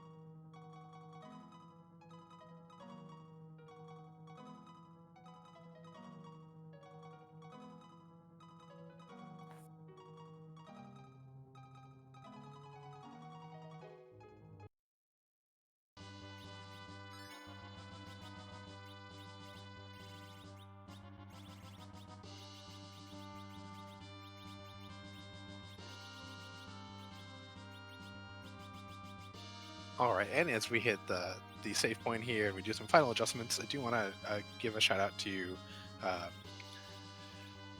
our partners, RPG Limit Break and Renomania, for being great partners throughout this tournament. And also do want to go over some of the races that we have coming up for tomorrow, September 3rd. Certainly, we have 4 restreamed races on all these networks on September 3rd. Starting off at 6 p.m. Eastern, Pizza 34 and Jeebus Zero are on Free Enterprise in a, I believe that's a Magma battle.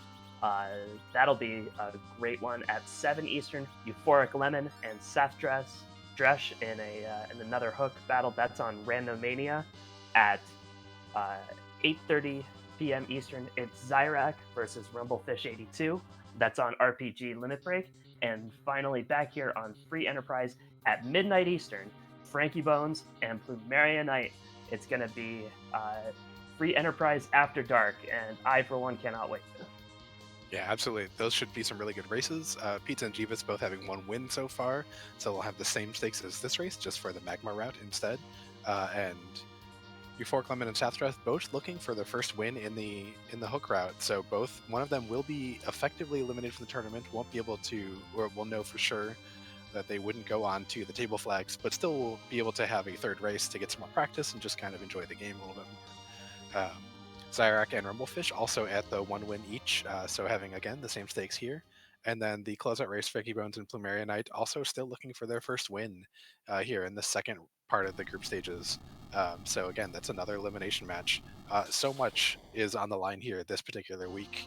In the second week, people looking to have a leg up or to just kind of stay alive. Yeah, and just to reiterate the stakes here, going at least 2-1 gets you into a play-in race. In the hook route, going 3-0 gets you into a play-in race against 5 or 6 other folks for 1 spot.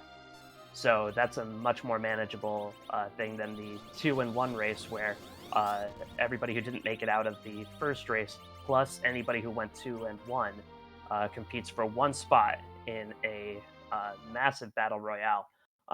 Going to be 24 players or so competing for 1 spot. So lots of fun for us, but it's better to go 3-0 than 2-1. Yeah, absolutely. And then the numbers change a little bit for the Magma route. Not only are there fewer people who got into the Magma group than the Hook group, but also 3 people from each of those 2 play-in races will advance to the table. So we still have 8 more slots to fill the table. 6 of them will come from Magma. 2 of them will come from the Hook. All of them will be very, very, very dangerous from having won those play-in races and just getting more practice. You definitely don't want to sleep on any runner who makes it to the table. Certainly not. And even the elimination matches tomorrow are really going to be compelling. It's still early in the week, but the elimination races so far this week have been spectacular. So definitely don't want to miss any of those. Yeah, and hopefully all these extra levels that King Potato has gotten on his Cecil and Kane will help out. Kane, or the Edge, throwing a 9,000 point dart. The backup Cecil there hopefully doing a little bit of healing. For everybody else, tossing some Cure 3 pots. And it looks like he has his Edge on full-time darting duty, which should get a boatload of damage in. If you do enough damage quickly enough, agility doesn't matter after a while. Hopefully he gets to that point. Yeah, I would definitely be... I'd be throwing that Dragoon Spear next, and then probably Berserking Edge. The Murasame darts aren't terribly good, so I'd be very interested in kind of getting Edge to go as fast as possible. One really nice thing about Berserk that you kind of don't think about until you get into the weeds of the ATB system is that because a Berserk character doesn't have a menu pop-up and the fight command is just inputted effectively right away for them, they attack much faster than you normally would. So it's definitely something that you want to do, especially against a single boss here, because the one downside of Berserk, and what I didn't like as a kid, was that I didn't control my character anymore. But when you only have one thing to attack, you don't care who they're going to choose to attack, because they attack the one thing. Yeah, there's only one thing in front of them, and with this double dragon, it's a big thing right in front of them, so even a Berserk character can't miss.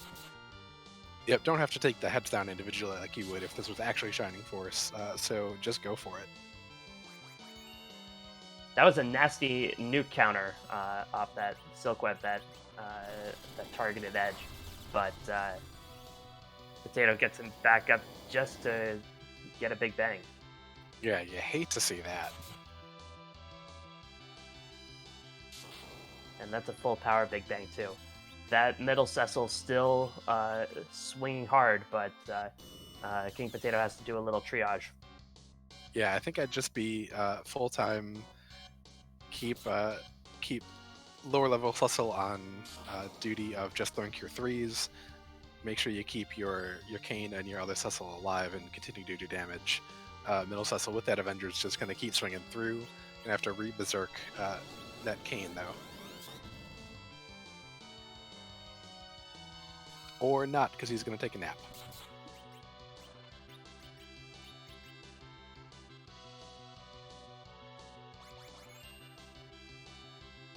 But that nuke does mean that we've gone through phase 1, so soon we should be maybe getting rocks pretty soon, if we're able to kind of just push through with that one Cecil, get Kane berserked again, and then get some cure 3s out of everyone.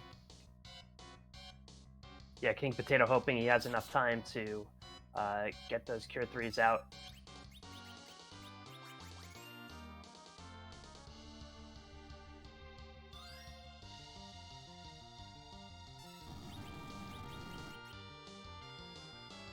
Yeah, it looks like he's doing a good job of getting everyone back up, hopefully able to withstand another Big Bang hunger coming soon with that shake.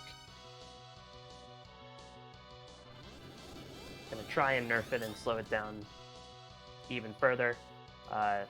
This edge just can't catch a break. No, that's a pretty worthy sacrifice. He wasn't going to survive even an unnerfed Big Bang, or even a nerfed Big Bang. So it definitely works out. Hey, we got some rocks though. That is real good news. Yes, and the middle Cecil with a swag dodge of those rocks should have enough health to even withstand a couple more Meteos. King Potato's got to be breathing a huge sigh of relief here. Yep, rocks falling means there's 12,000 or fewer HP left on the Threemus, so we're halfway home. It should just take 1 or 2 more swings.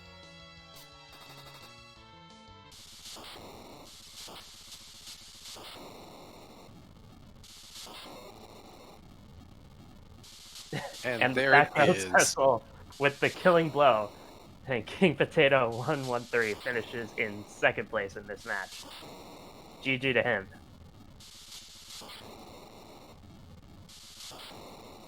And we'll see if we can get King Potato in for an interview.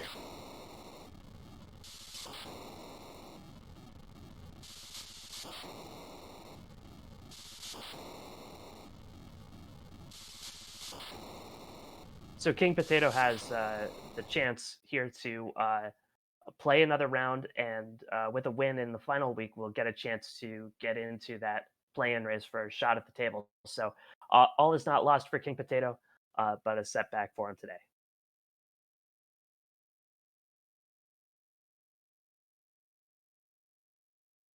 And we are now joined by King Potato. King Potato, that was a pretty well-run race. How did you feel about it? I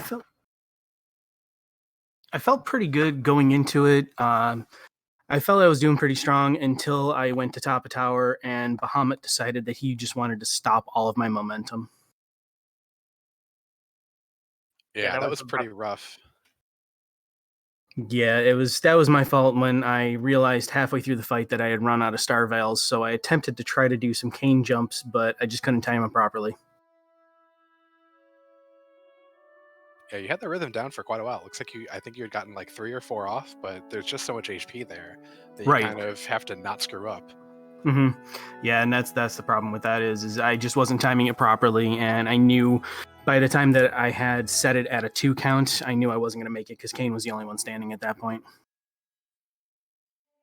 Well, other than that, you ran a pretty smooth race. What were you thinking as you progressed through that seed? Honestly, the most thing that I was progressing is please don't let Earth Crystal be at Dwarf, since I faded Dwarf to do Tower. And once that happened, I kind of just went straight into I need to get this done mode, and I forgot to look for Cure 3s. Yeah, how did you feel about having Tella as the only one who could cast Cure 4 in the team?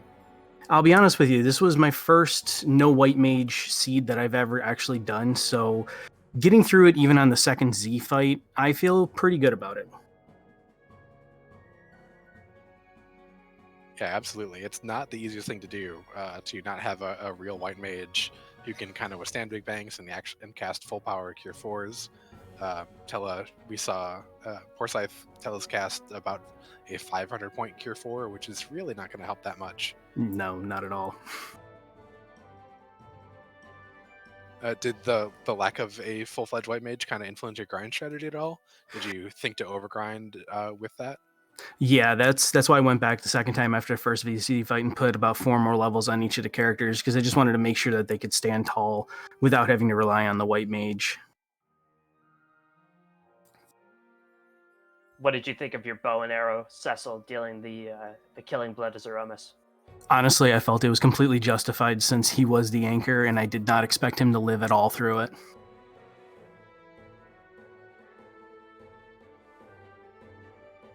It did have a little bit of the David and Goliath feel to it. Right. Yeah, it was bittersweet, and I loved it. We saw you keep that one Cecil down. Was there a particular reason why you kept him at the level that you did? Well, about halfway through the grind, I kind of remembered looking back. I kind of remembered an old strategy that Commander Leonhardt had taught me, basically saying that if I kept one Cecil under a specific level, and I believe it was level 35 or 40, I can't remember offhand. That's kind of why I just left him go the way he was, but I could still hit proper anchoring with his agility being low enough.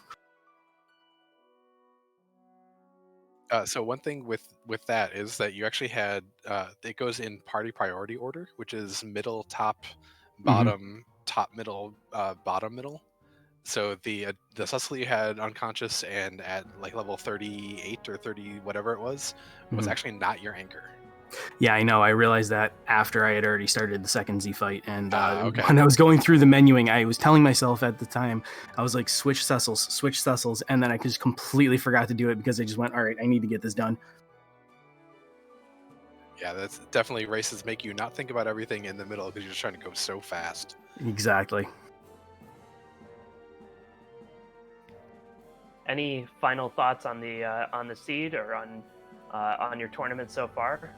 On a tournament so far, I accomplished my goal of getting 1 win, so I'm very grateful for that. I'm very grateful to be a part of this and go up against everyone else that's just so wonderful in it. And, I'm just really, really thankful, like I said, to be a part of this. And you still have a chance next week to play your way into a playing game. So I don't know if that expectations coming into it, but you've given yourself a shot. Oh yeah, no, tomorrow morning I'm going to go back to the tape, rewatch the restream, and just learn from the mistakes and grind out till next week when I can go for do or die. Yeah, sometimes people run the best when the back's against the wall. That's kind of what I'm hoping. I'm hoping for the old Patrick Swayze quote of nobody puts baby in the corner.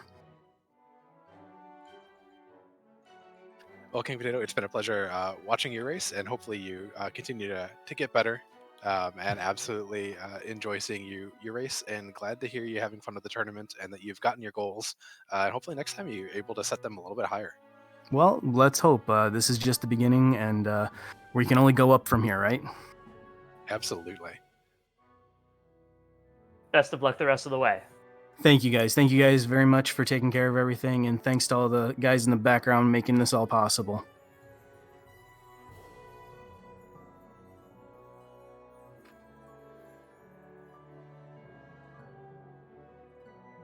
Well, Sheep Launcher, do you have any other further closing thoughts on the race tonight?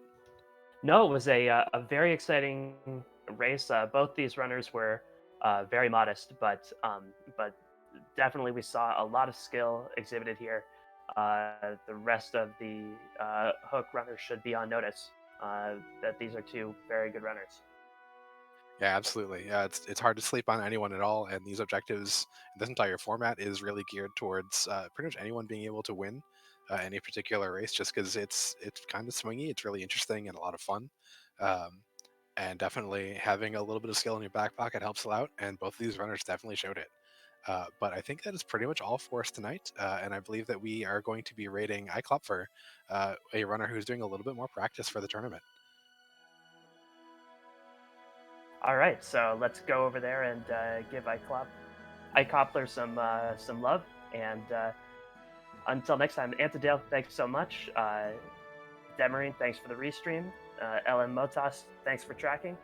And until next time, so long.